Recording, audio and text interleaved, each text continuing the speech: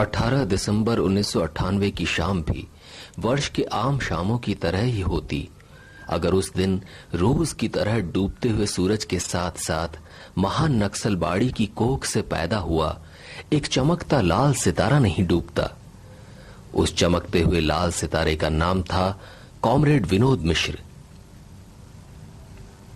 1967 में शुरू हुए वसंत के वज्रनाथ की विरासत का सृजनशील तूफानी वाहक, मार्क्सवाद के भारतीय संस्करण का व्यावहारिक सिद्धांतकार और मृत्यु पर्यंत एक अपराजेय योद्धा कॉमरेड वीएम नहीं रहे।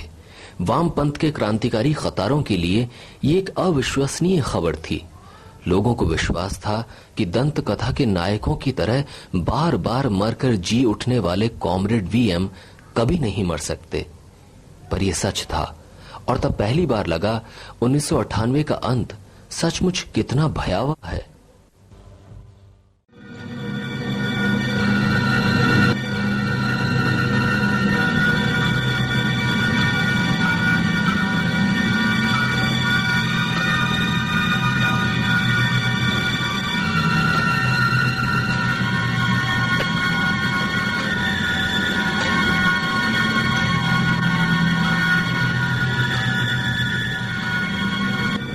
देखते ही देखते बिहार के धधकते खेत खलिहानों से लेकर कल कारखानों और राजधानी दिल्ली की सड़कों पर शोक की चांदनी पसर गई। झंडे झुका दिए गए और तब हजारों तनी हुई संकल्पबद्ध मुट्ठियों ने लहरा कर कहा,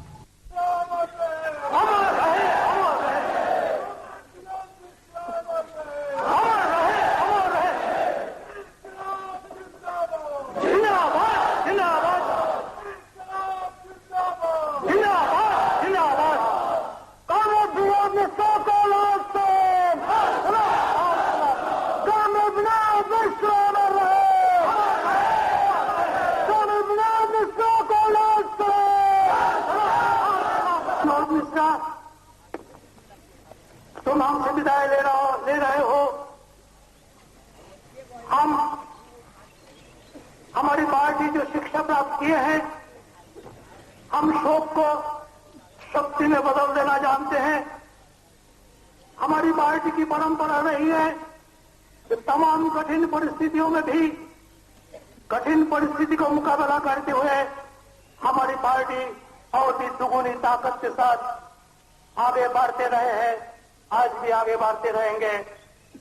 हम तुम्हें कभी नहीं भूलेंगे। हम तुम्हें साथ लेकर तुम्हारे विचारों को, तुम्हारी पार्टी को आगे लेकर हम चलेंगे। साथी विनोद मिश्रा।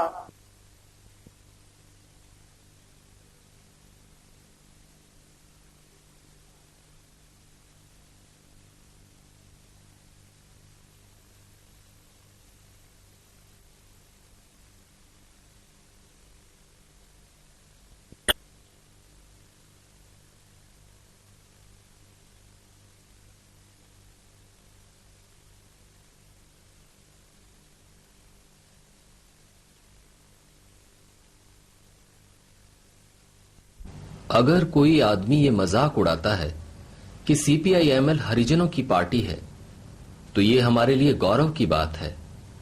हम समाज के दबे कुचले लोगों की पार्टी हैं, यही कम्युनिस्ट पार्टी का मतलब होता है।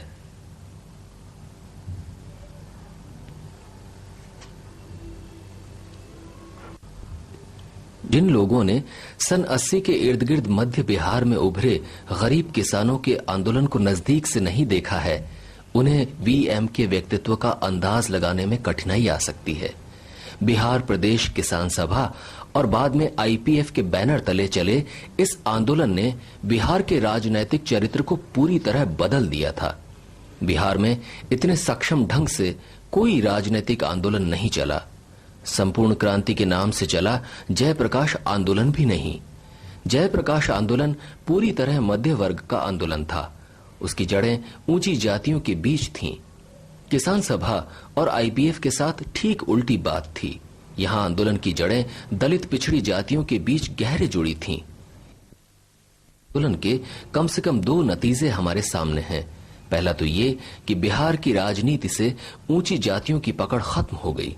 दूसरा कि सामंतवादी सामाजिक ढांचा पूरी तरह लड़खड़ा गया। कॉमरेड विनोद मिश्र का पैतृक निवास उत्तर प्रदेश के मिर्जापुर में था, किंतु उनका जन्म 24 मार्च 1947 को मध्य प्रदेश के जबलपुर में हुआ। उनके पिता श्री सूर्यकेश मिश्र डिफेंस के कर्मचारी थे। कॉमरेड वीएम का बचपन कानपुर, जबलपुर और फिर कानपुर में बीता। प्रारंभिक शिक्षा भी यहीं हुई। कानपुर से ही उन्होंने 1965 में बीएससी करने के बाद आरआईटी की प्रतियोगी परीक्षा पास की और दुर्गापुर रीजनल इंजीनियरिंग कॉलेज में दाखिला लिया। दुर्गापुर इंजीनियरिंग कॉलेज उन दिनों अनुशासन के नाम पर छात्रों पर सामंती दबदबे के लिए कुख्यात था। विनोद मिश्र के नेतृत्व में छात्रों ने इस दबदबे के खिलाफ विद्रोह किया। इस आंदोलन ने ही वीएम को सीपीआई-एमएल के करीब ला दिया।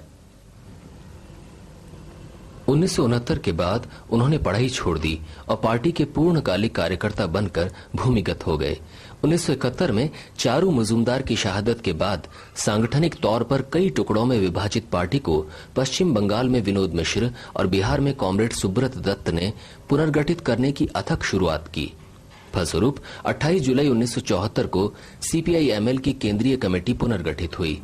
सुब्रत दत्त उर्फ कॉमरेड जौहर पार्टी के महासचिव चुने गए और वीएम केंद्रीय कमेटी के सदस्य। 19 नवंबर 1975 को सुब्रत दत्त भोजपुर के बहुआरा गांव में पुलिस से लोहा लेते हुए शहीद हो गए। इस शहादत के तुरंत बाद 25 नवंबर 1975 को विनोद मिश्र पार्टी के नए महासचिव बने।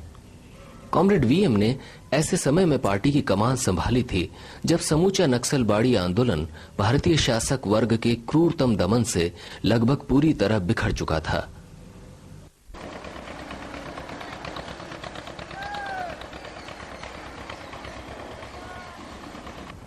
सैकड़ों मारे गए थे और हजारों को जेल में बंद कर गया था। पार्टी टूट बिखर कर छोटे छोटे गुटों में बंट गई थी।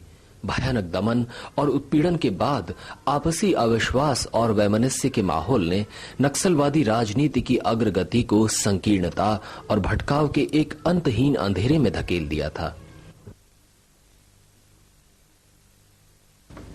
वैसे प्रतिकूल समय में उन्होंने अपने अद्भुत सांगठनिक कौशल और रणनीतिक दक्षता से कृषक प्रतिरोध को जबरदस्त वैचारिक व जमीनी आवेग देकर मध्य बिहार में लाल आधार विकसित किया।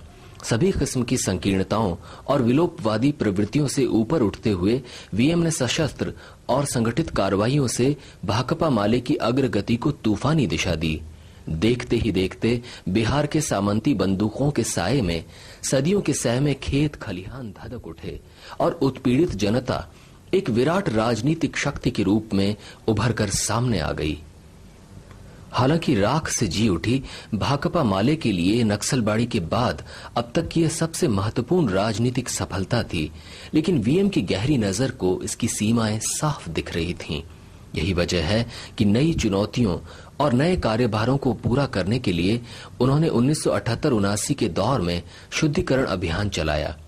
अपनी कतारों को मार्क्स, लेनिन, माओ और चारू के राजनीतिक दर्शन से लैस करते हुए एक नए किस्म के जनवादी मोर्चे को विकसित करने के लिए कॉमरेड नागभूषण पटनायक के नेतृत्व में इंडियन पीपल्स फ्रंट का गठन किया।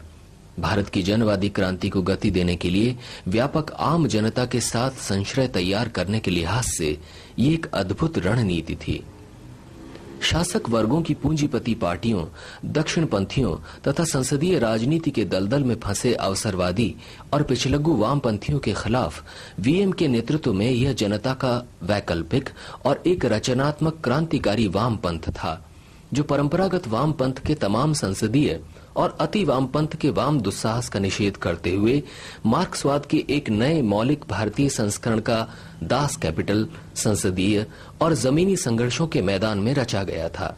ये भारतीय छाप का वामपंथ था जिसके उभार ने आगे चलकर वामपंथी राजनीति की दिशा बदल दी। हुआ कम्युनिस्ट पार्टी का भाकपा माले का लाल झंडा है। इंजीनियरिंग कॉलेज में वैनगार्ड नाम की मार्क्सवादी पत्रिका निकालने वाले दुस्साहसी छात्र विनोद मिश्र पहली बार 1970 में निवारक नजरबंदी कानून के तहत गिरफ्तार हुए। बरहमपुर जेल से जब वे 2 साल बाद रिहा हुए तो 24 वर्षों के भूमिगत छापामार जीवन में फिर कभी गिरफ्तार नहीं किए जा सके। पुलिस और जनता दोनों के लिए ही जीवित किंवदंती बने रहे। हालांकि 1979 में एक कॉम्बिंग ऑपरेशन के दौरान दार्जिलिंग जिले के बड़पत्थुजोत गांव में उन्हें ईस्टर्न फ्रंटियर राइफल्स की गोली का शिकार होना पड़ा, पर पूरी तरह जख्मी होने के बावजूद वे जीवित बच गए। 1978 में उन्होंने चीनी कम्युनिस्ट पार्टी के नेताओं से द्विपक्षीय वार्ता के लिए सीपीआई-एमएल के प्रतिनिधिमंडल का नेतृत्व करते हुए चीन का दौरा किया। भारतीय छाप के वामपंथ का एक ठोस रास्ता बना रहे बंगाल के दिलीप, बिहार के राजू और भाकपा माले के वीएम न केवल गरीब किसानों और मजदूरों के जन नेता थे, बल्कि देश के लाखों नौजवानों और संवेदनशील इंसानों की आंखों में बरबस तैरने वाले क्रांतिकारी कम्युनिस्ट रणनीति के मेधावी प्रणेता थे। उन्होंने वर्ग संघर्ष को राजनीतिक प्रतिष्ठा प्रदान की और पार्टी को मास बोल्शेविक पार्टी का आकार दिया। अराजकतावाद और सामाजिक जनवाद दोनों का ही निषेध करते हुए उन्होंने सीपीआई-एमएल के क्रांतिकारी परचम तले भारतीय वामपंथ की स्वतंत्र दावेदारी को स्थापित किया।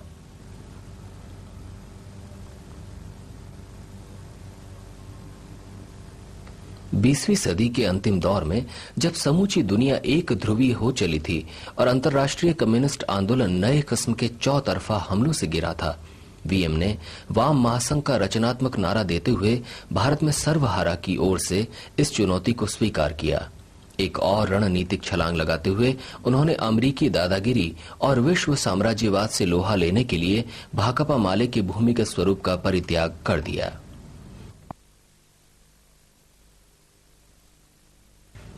28 दिसंबर 1992 को पार्टी की 5वीं कांग्रेस के अवसर पर कलकत्ते की ऐतिहासिक रैली से पार्टी और अपने खुले राजनीतिक जीवन की शुरुआत करते हुए वीएम ने ओजपूर्ण संबोधन में 90 के दशक को क्रांतिकारी संघर्षों के दशक में बदल देने का आह्वान किया।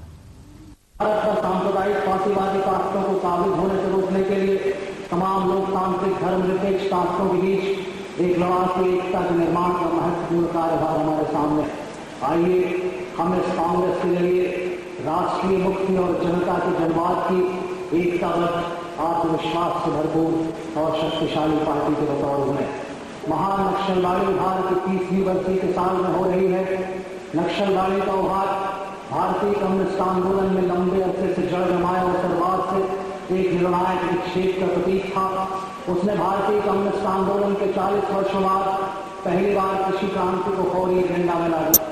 पाश्विक राज्य दमन के सामने कई बार ऐसा लगा कि आंदोलन ही खत्म हो गया, लेकिन हर बार यह किंवदंती के पक्षी की तरह रात से उठ खड़ा हुआ। बीएम ने कहा कि हिंदुस्तान की जनता का सपना है कि हम देश की सबसे बड़ी कम्युनिस्ट पार्टी बने। हमें हिंदुस्तान का चेहरा बदल देना है। सीपीआई-एमएल अगर 1970 के दशक की शुरुआत में लगे धक्के के बाद दंत कथा के स्फिंक्स पक्षी की तरह अपनी राख से फिर जी उठा, तो पार्टी के इस पुनरुत्थान के सबसे बड़े शिल्पी कॉमरेड वीएम ही थे। भारतीय क्रांतिकारी कम्युनिस्ट आंदोलन की जीती जागती आत्मा की भूमिका का निर्वाह करते हुए वीएम ने हर विभाग और हर आयाम में सदा पार्टी की अगली कतार में रहते हुए इसका नेतृत्व किया। 22 दिसंबर 1998 को आयोजित पटना में उस ऐतिहासिक अंतिम महायात्रा का भी जिसके नायक वे स्वयं थे। करोड़ों मेहनत कशों के आंदोलन के अन्यतम नेता कॉमरेड विनोद मिश्र की महायात्रा है। कॉमरेड विनोद मिश्र जिन्होंने पटना की सड़कों पर आप तमाम लोगों के